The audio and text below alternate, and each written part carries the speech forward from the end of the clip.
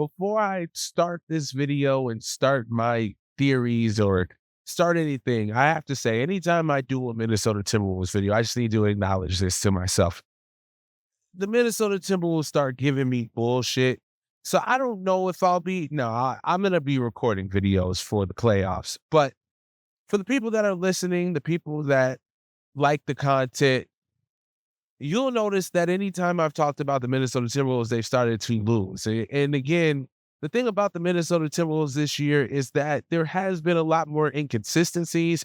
But one of the things about, or good things about that, about just the Western Conference in general, is the Western Conference is in a parity for the most part. Now, the Oklahoma City Thunder have been pretty clearly the number one team since the very beginning.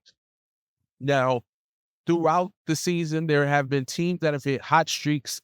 Again, I'm only talking about the Western Conference right now, but there have been teams that have hit hot streaks like the Lakers, for example, where you start to get the media and the media attention around those teams as if those teams are going to be the team to make the finals.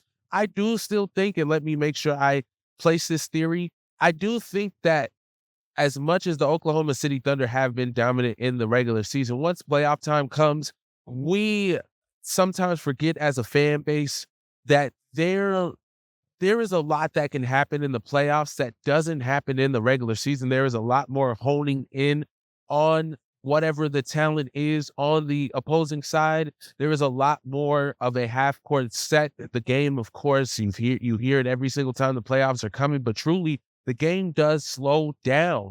Everything, you are in a chess match. Not only the players, but the coaches are in a chess match. There is a lot that goes into a playoff series. 7 games is a lot at the end of the day. Winning 4 games out of 7 is a lot in any round for any team. But again, to get back to my point, right now, especially between, if I'm not mistaken, 3 and the ninth seed, we are only 4 or 5 games. That is what we are looking at. The Minnesota Timberwolves currently are the 6th seed, and they have I don't want to say weaker side of their schedule right now, because I feel like their schedule was a lot tougher this year. Maybe it's just because they weren't as dominant as what they were last year. The defensive identity has kind of started to come into shape more than what it was in the beginning of the season, but it, of course, isn't what it was last year with Karl Anthony Towns. Now, of course, when the Minnesota Timberwolves do start to win, a lot of times they're beating teams that are ahead in the conference, teams that have winning records, or they are staying close in these games. They, at a point, were the most losing team in close games. And that's saying something when it comes to the Minnesota Timberwolves team. But again, that is what is so frustrating about the Minnesota Timberwolves game, is that this team, night in and night out, can beat any team, and any team that is going against them in the playoffs, they aren't going to have the best time. Even if they do come out that series, there's going to be bumps and bruises along the way.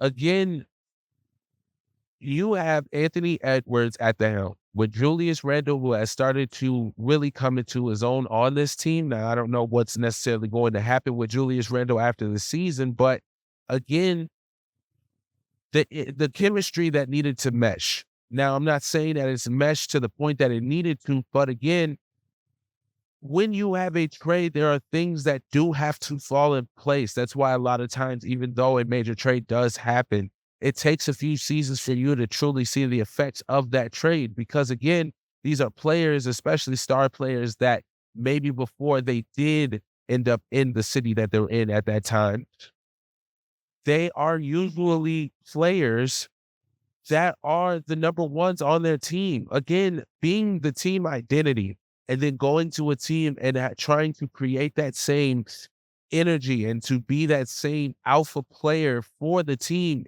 That's a hard thing to do. Or even being a B or a C and trying to continue to be the B or C on another team. Like, I was just on a short talking about Kyle Kuzma and how I feel like Kyle Kuzma doesn't work out for the Milwaukee Bucks because he got used to having a green light. Now, yes, that wasn't for a good team. But at the end of the day, once you get a green light, it is hard to let go of that green light, especially if you are a player that feels you are capable when you do have that green light of bringing and performing at a certain level. Now, again, the thing about the Minnesota Timberwolves is when they win, you can see the type of team that this team can be.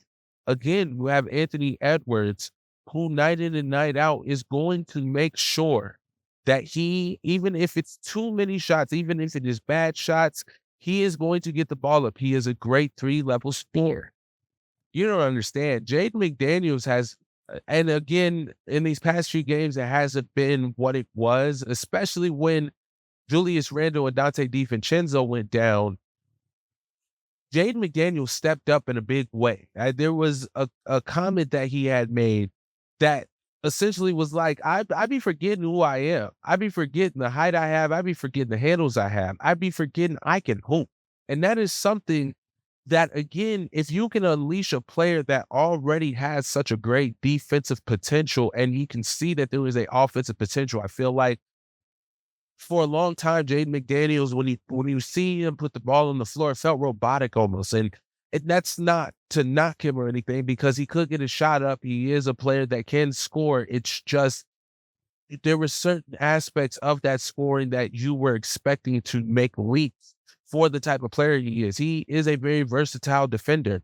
He can be a 3-and-D guy. And again, at the end of the day, he can be a second or third option potentially if he continues to improve his offensive game. Again, it's not like his offensive game isn't there. It's just not consistent enough.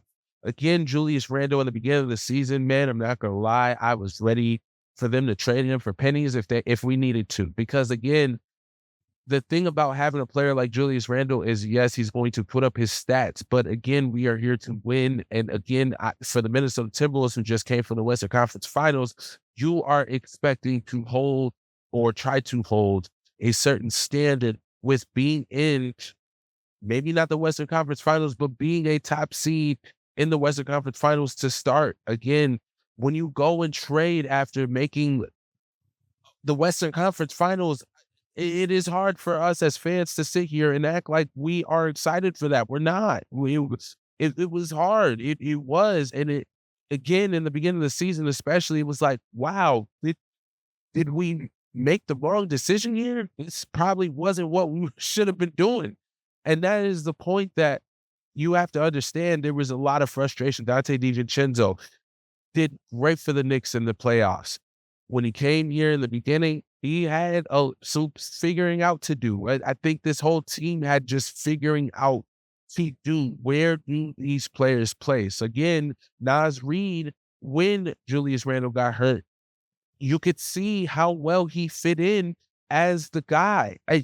Well, it was Julius Randle and Rudy Gobert, but he went in, played center, and he was doing really well at center. They were able to stay afloat for the most part when they had those guys gone. And that is the thing about the Minnesota Timberwolves. It is a complicated conversation about them. And again, going forward, what do they want to do? Where are they going to go? Do you go and re-sign Julius Randle and try to eventually trade or see if you can put him and place him? The only reason that it's hard to see a world where Julius Randle is here is because Naz Reid is right there. Naz Reid is great. And yes, as a sixth man, he's done great things.